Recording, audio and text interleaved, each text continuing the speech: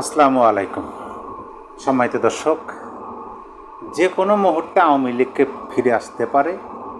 আওয়ামী লীগকে ঠেকানোর জন্য আওয়ামী লীগ যে ধারায় ফিরে আসার সম্ভাবনা আছে সেই ধারাগুলো বন্ধ করে দিতে হবে খুবই সূক্ষ্মভাবে এবং শক্তিশালীভাবে প্রতিরোধ গড়ে তুলতে হবে।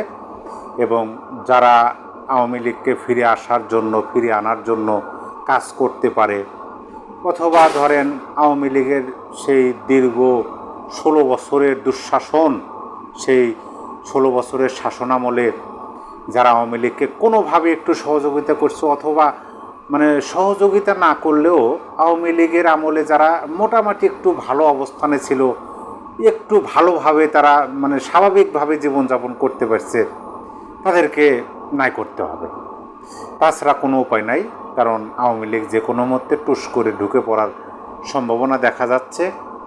আওয়ামী লীগের সভানেত্রী যেহেতু বলছে যে শেখ হাসিনা কাছাকাছি আছেন, তিনি যে কোনো মধ্যে টুস করে ঢুকে পড়তে পারেন, অতএব টুস করে ঢুকতে দেওয়া যাবে না। সেজন্য কি করতে হবে? প্রথম ধারায় কি আছে? জাতীয় পার্টিকে প্রথম ধারা ধরা যাইতে পারে, কারণ আওয়ামী লীগ এই কাজটা করতে পারে, খুবই ভালোভাবে করতে পারে, জাতীয় পার্টির উপর ভর করতে পারে ভূত পেতনির মতো।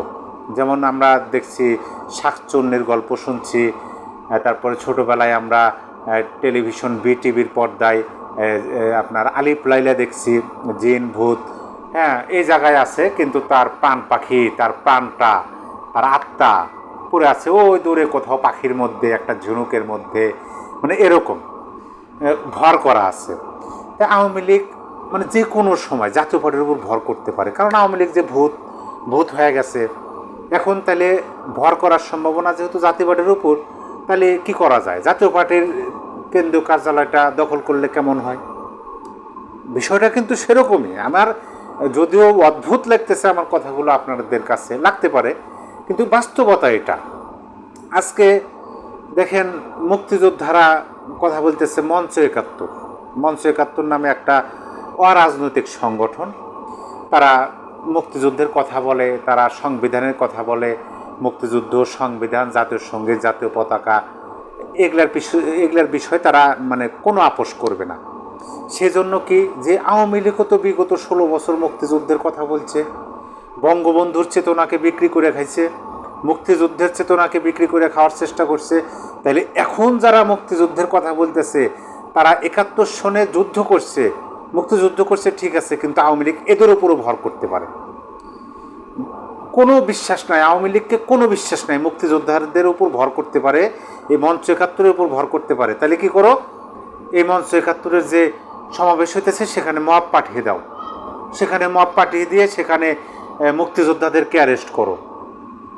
করছে তো জাতীয় পার্টি নিয়ে যে ভিপেনুরের কী কাণ্ড ঘটলো কালকে সন্ধ্যার পর থেকে আপনার রাত 12টা 1টা 2টা পর্যন্ত সারা রাত যারা রাজনীতির বিষয়গুলো 5ই আগস্টের পরে বা 5ই আগস্টের আগে থেকে মোট কথা রাজনৈতিক সচেতন ব্যক্তি যারা, তারা তো ঘুমাইতেই পারে নাই গত রাত। কী হলো? গণ অধিকার পরিষদের একজন বিশাল মাপের নেতা, অবশ্য তিনি আওয়ামী লীগের শেখ হাসিনার দয়া নিয়ে, শেখ হাসিনার মায়া নিয়ে তাকে মা ডেকে, তাকে সেজদা দিয়ে সালাম করে তিনি ভিপি হয়েছিলেন। ভিপি হওয়ার পরে এই ভিডিওগুলো দেখছি, তারপরে সেখান থেকে তিনি লাইনচ্যুত হয়েছেন।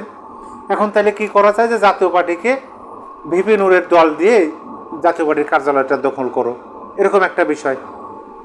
এখন জাতীয় পার্টির অফিসের মধ্যে কারা আছে?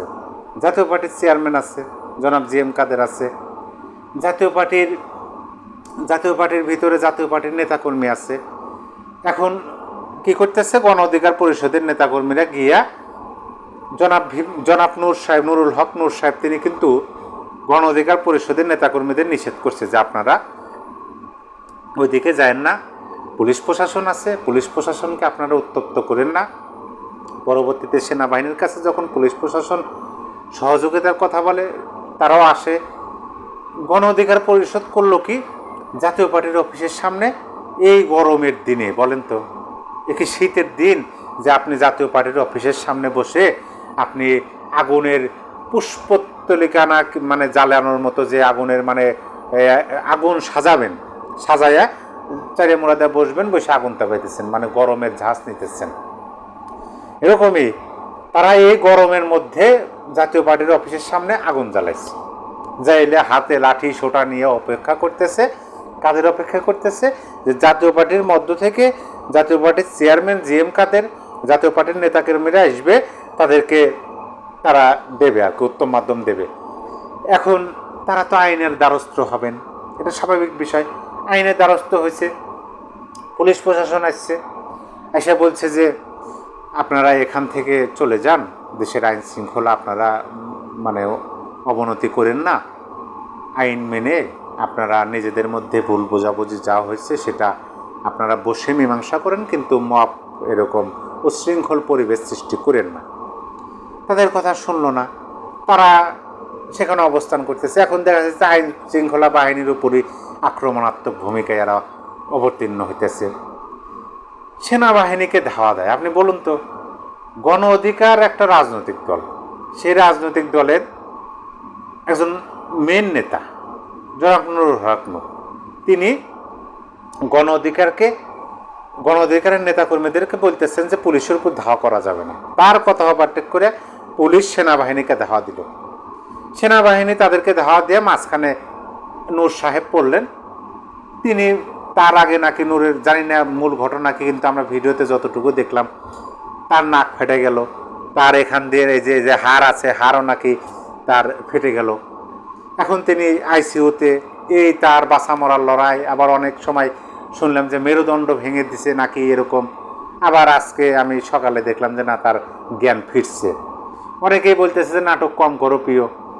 এটাই হলো বিষয়। মোট কথা হলো কি, যে 5ই আগস্টের পরে এই বাংলাদেশে যাই কিছু হচ্ছে সেটা হলো আওয়ামী লীগকে, মানে আওয়ামী লীগ নামটা ব্যবহার করা হচ্ছে। 5ই আগস্টের আগে মানে বাংলাদেশের কিছু রাজনীতিবিদ আওয়ামী লীগ ব্যবহার করছে, আওয়ামী লীগের রাজনীতিবিদরা আওয়ামী লীগ ব্যবহার করছে করে দলটাকে একদম ঝাঁঝরা করে দিছে, দিয়ে এখন দলই নাই দেশে, দলের নেতাকর্মী তো দূরের কথা। 5ই আগস্টের পরে হইতেছে কি, আওয়ামী বিরোধী যারা আছে তারা আওয়ামী লীগ ব্যবহার করতেছে।